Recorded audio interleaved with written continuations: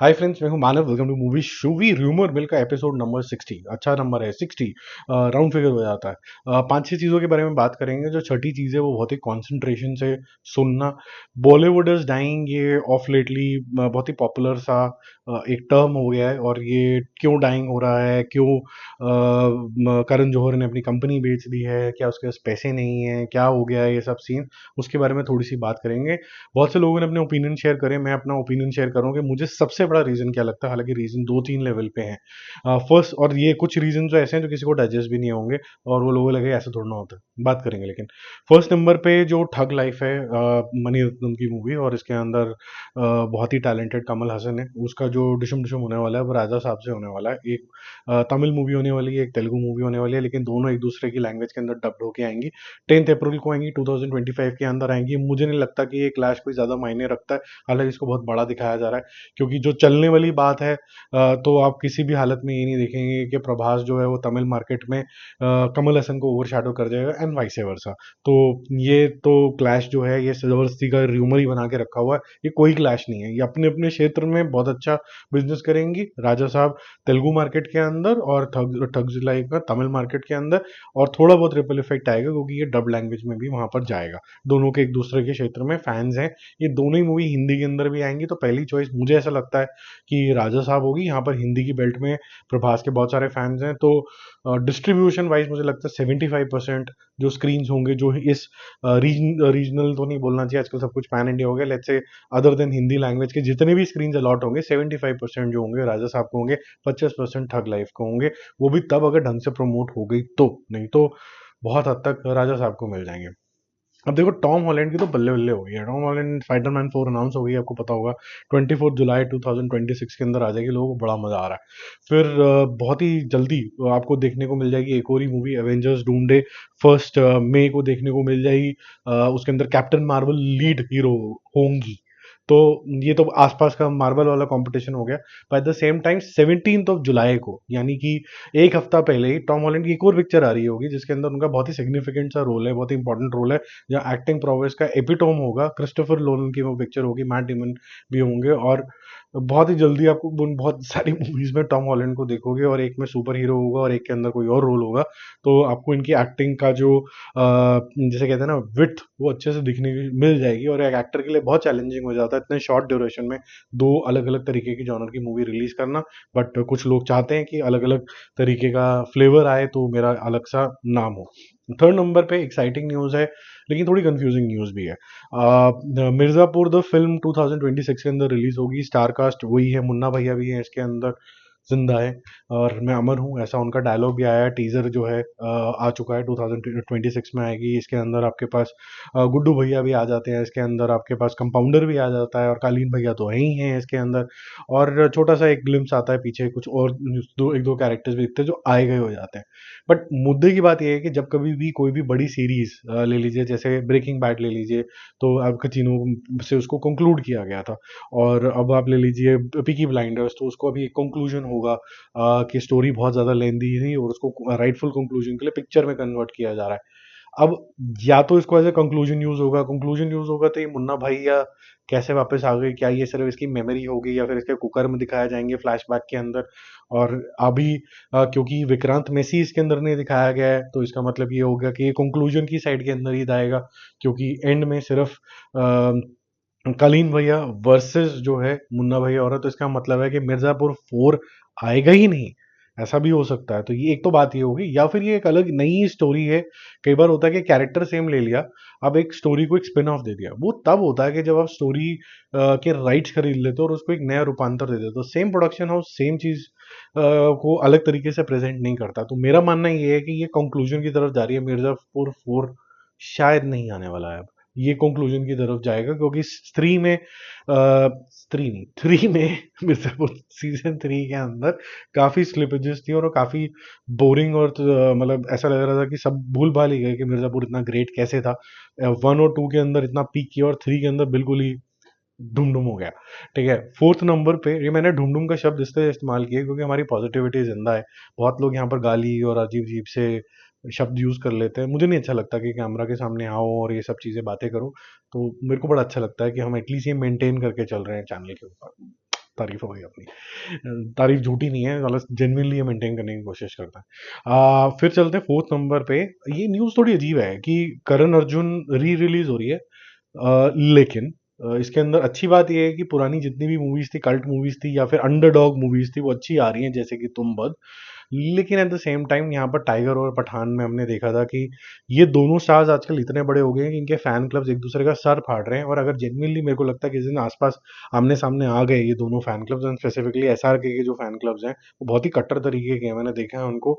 वो गाली गलौज से लेके पता नहीं क्या कुछ में आ जाते हैं, और फिर वो सलमान खान वाले फैंस भी आ जाते हैं, बहुत होता है। लेकिन जो बड़ा ग्रुप है वो इस टाइम एसआरके का बड़ा ग्रुप है। Of course is popularity right now is at a peak, और थोड़े टाइम पहले सलमान खान की बहुत ज्यादा थी, तो वो ओवर पावर कर लेते थे। इस टाइम के ऊपर वॉर है कंप्लीटली। अगर ये रिलीज होती है 22 नवंबर को रिलीज होगी और लोग जाके देखेंगे इसको, तो मुझे ऐसा लगता है कि कहीं ना कहीं ये फिर से एक फैन वॉर शुरू हो जाएगी। लोग इतने सेंसिबल ही नहीं है, बोले कि यार दो स्टार्स आए, इतना अच्छी मूवी हुई, इतने इसके मीम्स बने, करण अर्जुन आएंगे, ठीक है। तो ये सेलिब्रेशन का मुद्दा है। एक बहुत अच्छा अटेम्प्ट है सिंघम 3 के अंदर सबको वापस लेके आने का, तो ये हमें सीखना चाहिए और ऐसे हिंदी सिनेमा आगे बढ़ेगा। बट इतना दिमाग कोई नहीं लगाएगा, सब लड़ पड़ेंगे। ओके, फिफ्थ नंबर पे एक वार्निंग है कि सिंघम 3 के बहुत सारे रिव्यूज ऐसे ही भूल भुलैया 3 के रिव्यूज आउट हो चुके हैं, जिसके अंदर कुछ ना कोई क्लेम कर रहा है कि जी हमने यहाँ देखा वहाँ देखा, हम डायरेक्ट सेंसर में बैठे हुए थे। सेंसर बोर्ड के पास ये अथॉरिटी नहीं होती है, आपको बता दूं कि वो कुछ भी उसके बारे में लीक आउट कर सकते हैं, नहीं तो उनकी नौकरी जाएगी।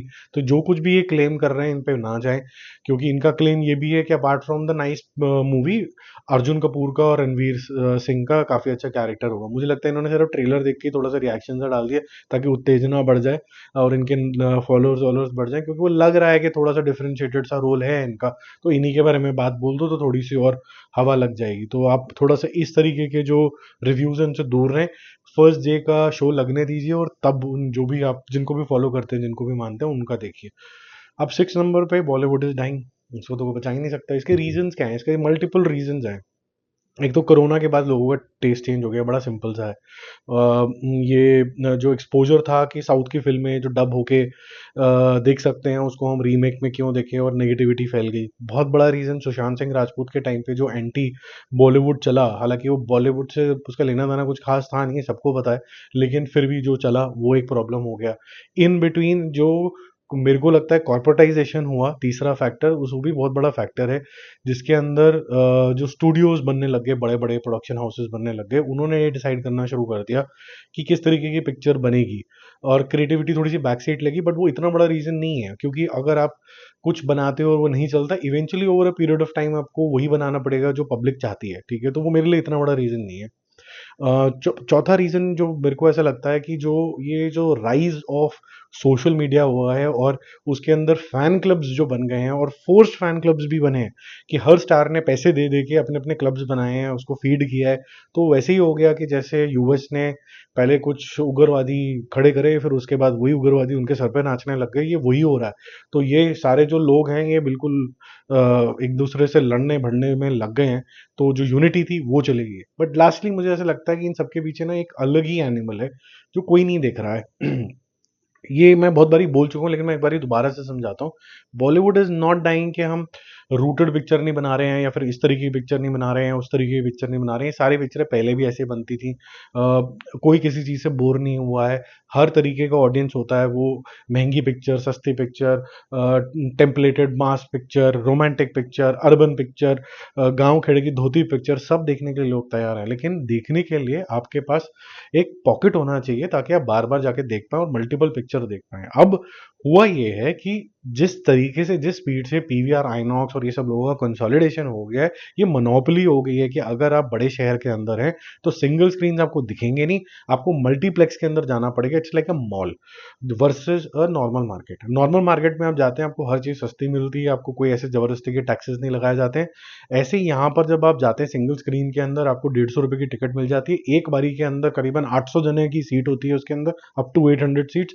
वहीं पर मल्टीप्लेक्स के अंदर लिमिटेड सीट्स होती हैं। आपका जो मजा होता है वो थोड़ा सा लिमिटेड होता है, लेकिन एट द सेम टाइम जो प्रीमियमनेस होती है वो बहुत ज्यादा हाई हो जाती है। आप टिकटों के प्राइसेस जो होते हैं वो 3 टाइम्स देते हैं। 100 सवा 100 की टिकट की जगह आप 400 रुपये एंड अप करते हैं विद टैक्सेस। उसके बाद जो आप भरपूर पैसा देते हैं किसी और का पेट भरने के लिए। कोई आपका पेट तो एक्चुअली में भर नहीं रहा है पॉपकॉर्न से, एक्चुअली आप किसी और का पेट भर रहे हैं 5 रुपए के पॉपकॉर्न के, आप 500 रुपए दे देते हैं। तो ये जो सारा सिस्टम शुरू हो गया, तो लोगों को लगता है कि यार एक इंसान अगर एक टिकट के 700-800 रुपए खर्च कर देगा, 4 जने चले गए तो बल्ले बल्ले हो जाएगी। फिर उसके बाद अगर पेट्रोल के खर्चे हो गए, और अगर परिवार ने ये जिद कर दी, ये तो हम अंदर बैठ के सिर्फ पॉपकॉर्न ही खा रहे थे, चलो लंच भी करा दो। तो ये सारा जो अफेयर है, मेरे ख्याल से करण जौहर ने बोला था कि 10,000 रुपए लग जाते हैं, एक्चुअली में लग जाते हैं। अगर आप मेट्रो में रहते हैं, तो अगर आप फैमिली के साथ जा रहे हैं, आप 4 जने हैं और सिर्फ आउटिंग के लिए तरीके से जा रहे हैं, आपके 5-10 हज़ार रुपए तो ऐसे ही कहीं ना कहीं लुट गए। और ये कोई भी टेस्टिफाई कर सकता है कमेंट के अंदर आके कि नहीं इतने नहीं लगते, मैं तो 2 रुपए में देखा था।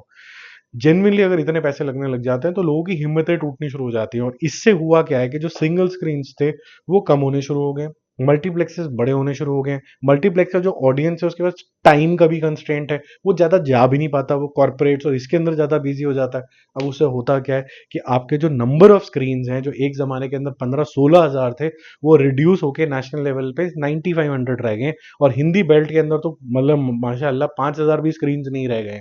ज्यादा स्क्रीन तो आपके पास साउथ में है, और साउथ में इतना छोटा साउथ होने के बावजूद भी, छोटी मार्केट होने के बावजूद भी इतना बड़ा इसलिए आता है क्योंकि 50% ऑलमोस्ट वो कंट्रोल कर रहे हैं स्क्रीन।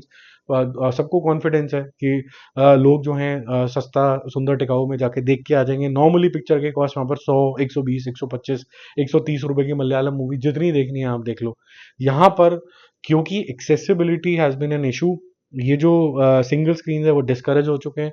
मल्टीप्लेक्सेस खाली पड़े रहते हैं, लेकिन वो प्राइसेस नहीं रिड्यूस करते हैं, और अगर रिड्यूस करते भी हैं तो फिर वो पॉपकॉर्न और फ्रिंजेस की जो कॉस्ट होती है उसको रिड्यूस नहीं करते हैं। ये बहुत बड़ा रीजन है ना जाने का। जैसे ही 99 रुपीज की टिकट होती है, आपने देखा होगा कि मल्टीपल लोग जाने शुरू हो जाते हैं। अब इसका रिपल इफेक्ट क्या है? मल्टीपल लोग, आदतें, आदतें से वर्ड ऑफ माउथ, और ज्यादा लोग, ये सारे जो रिपल इफेक्ट बनाते हैं, इसका मतलब है कि कल्चर में डेवलप हो जाता है कि मुझे जाना है तो मेरी one of the great outings will be to see a movie on the largest screen. ये मरना शुरू हो गया। सबसे बड़ा reason is this. It's not about remakes, it is not about anything else. Yes, remakes is an issue now because accessibility हो गई है, तो रीमेक मैं मान सकता हूँ एक बड़ा रीजन है। और दूसरा सबसे बड़ा जो रीजन है, सबसे सबसे सबसे बड़ा है एक्चुअली एग्जीबिटर्स। ये जिस तरीके से ऑपरेट कर रहे हैं, जिस मॉडल पे कर रहे हैं, ये एक्चुअली में इनकी दुकानें बहुत लिमिटेड हो जाएंगी unless and until you have like some fascinating movie to show. वहीं से जितने आपने पैसे निचोड़ लिए तो निचोड़ लिए। आपको मतलब पहले movie silver jubilee, diamond jubilee, पता नहीं क्या क्या होती थी। अब तो 10 दिन के बाद जब मैं बॉक्स ऑफिस रिपोर्ट करता हूँ, तो 11वें दिन का बॉक्स ऑफिस हिला हुआ होता है। जनरली मूवीज का जो तीसरे हफ्ते तक चले जाते हैं, वो बहुत बड़ी बल्ले बल्ले बात हो जाती है कि यार 3 हफ्ते, 21st डे रिपोर्टिंग हो रही है आज मूवी शूवी के ऊपर, बहुत बड़ी बात लगती है। और वो भी 1 करोड़ 50 लाख ऐसे रिपोर्ट हो रहा होता है। तो कुछ ही मूवीज हैं जो बड़ा कर पाती हैं। तो ये पीवीआर और ये सबको सोचना पड़ेगा कि इनका जो बिजनेस मॉडल है, इसको थोड़ा डिफरेंशिएटेड कैसे बना सकते हैं, कैसे इकोनॉमिकल बना सकते हैं, कौन से ऐसे तरीके हैं जहां पर आप वैल्यू ऐड करके थोड़ा एक्सट्रैक्ट कर सकते हैं, जो कि ऑप्शनल हो। ये नहीं कि मतलब डंडा ही मार दिया कि भाई बेटा तू आएगा तो मैं तेरी चमड़ी उधेड़ लूंगा। तो ये अगर बिहेवियर रहेगा, तो फिर ये बड़ी फेस्टिवल रिलीजेस के लिए भी मारा मारी रहेगी। इससे एक और नुकसान हो जाएगा कि छोटी मूवीज कभी टाइम ही नहीं मिलेगा दिखने का। अब छोटी मूवीज के लिए आप 300 रुपये थोड़ा ना दे दोगे, या 250 रुपये थोड़ा ना दे दोगे देखने के लिए। बोलेंगे यार ओटीटी पे आएगी देख लेंगे।